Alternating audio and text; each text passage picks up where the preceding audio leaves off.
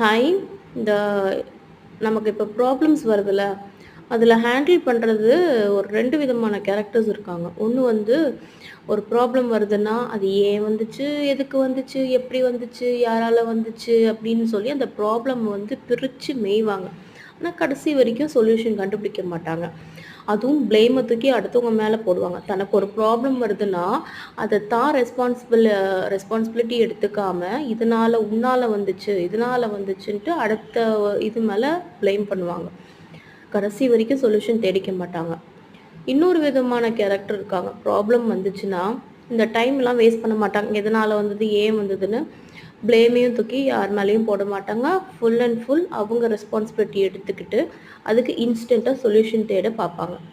அடுத்தவங்களோட ப்ராப்ளமுக்கும் சொல்யூஷன் தேடி குடுப்பாங்க. இதுல நீங்க எந்த மாரி கேரக்டர்ன்றத சொல்லுங்க. Thank you.